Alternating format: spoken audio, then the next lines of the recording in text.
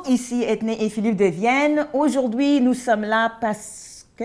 Aujourd'hui, on répond aux questions de nos amis des réseaux sociaux. On a fait une demande et il y a eu beaucoup de questions. On a malheureusement dû choisir celles qui reviennent le plus souvent, qui sont les plus demandées pour aider un maximum de gens. Ah, la première question de Oui. Marie-Christine La Douceur Girard. J'ai ramené du Sri Lanka, du curry et du masala. Quelle est la différence? Ben, les deux sont des mélanges d'épices. D'ailleurs, le mot masala en hindi veut dire mélange. Donc, les currys, ce sont des mélanges d'épices qui servent surtout à faire des plats mijotés et braisés, de longue cuisson avec une sauce souvent. Tandis que les masalas sont des épices qui servent souvent à des plats très particuliers, comme on va mettre du garam masala à la fin, quand on fait un curry ou on en met dans un sauté de légumes. Donc, un curry, c'est toujours un masala, mais un masala, c'est pas toujours un curry. Bon, je pense... Ouais. On va faire un blog. Oui, ça, on c'est va une faire un très blog. bonne idée. Je pense que ça va être beaucoup plus clair. On aura le temps d'expliquer, d'aller plus en détail. Ça s'en vient. Alors là, on a une question de Myriam Hervieux. Est-ce que votre curcuma est naturel, non mélangé avec des produits de conservation? Merci. Ça, c'est une bonne question. Et oui, c'est naturel. On importe ça nous-mêmes, comme tu sais très bien. C'est entier et on le moud ça ici. Oui, parce que c'est une épice qui est dure à moudre. Donc, on veut rendre la vie facile de nos clients. Donc, c'est une des rares épices qu'on moud nous-mêmes. Il est pur et c'est même pas nous. Non, c'est vrai. C'est Benjamin, le chef de la mouture, l'homme jaune lui-même. Ben, quand il moud le curcuma, il est l'homme jaune. Exactement. Pascal Langelier veut savoir la suivante. Comment savoir si on doit ajouter les épices avant la cuisson ou après? Est-ce qu'il y a des règles à cet égard? Merci. Il y a des règles, mais elles ne sont pas absolues. C'est-à-dire que c'est un peu comme les oignons. Des fois, on les met crus dans une recette, des fois, on les fait rissoler légèrement, des fois, on les fait complètement caraméliser, des fois, on les met dans une soupe et on les fait bouillir. L'effet est différent.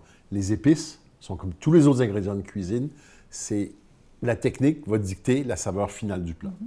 Écoute, moi, ce que j'entends dans tout ça, c'est que il y a aussi la question de préférence personnelle. Ah ben, bien sûr. Hein, suivez des bonnes recettes. Et tout ça, ça veut dire qu'il n'y a pas de règle absolue.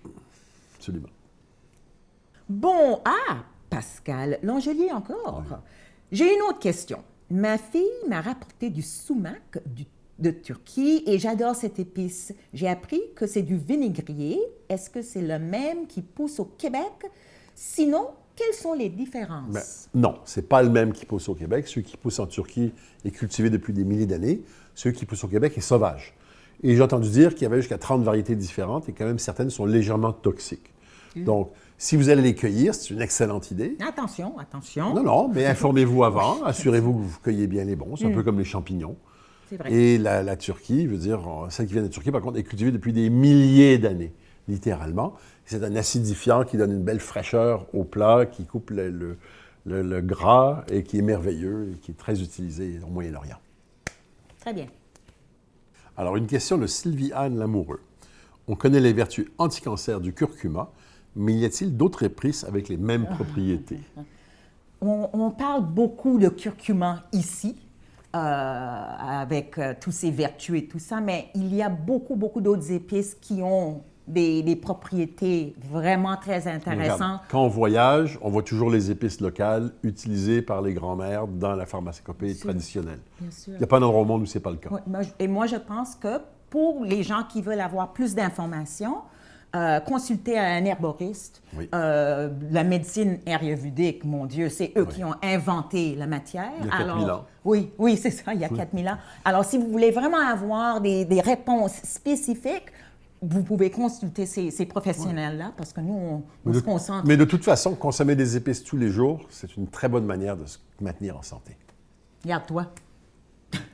À mon âge. OK, bon. Alors, dernière question. OK. Elisabeth Leblanc, j'ai du berbéré éthiopien, d'une boîte d'échantillons de chez vous. Quel plat faire avec? Il y en a beaucoup. Mais en fait, on a eu beaucoup de questions de ce genre-là. Quoi faire avec telle épice? On vous conseille d'aller sur notre site, c'est bourré d'informations.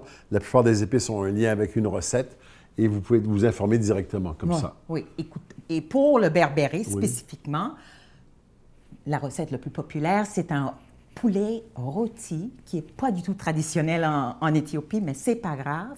Et là, pour cette mélange-là, on a 12 recettes sur le site. Alors, vous allez sûrement trouver une que vous... Mais le berbéré, c'est bon avec tout, c'est très simple. Alors, écoutez, on vous remercie vraiment beaucoup. C'était génial. Continuez à nous envoyer des questions et on va continuer à y répondre parce que nous, ça nous aide beaucoup à bien vous Oui, servir. c'est le fun, hein? C'est bien le fun. Tu as bien fait ça. Merci, mon amour. Voilà.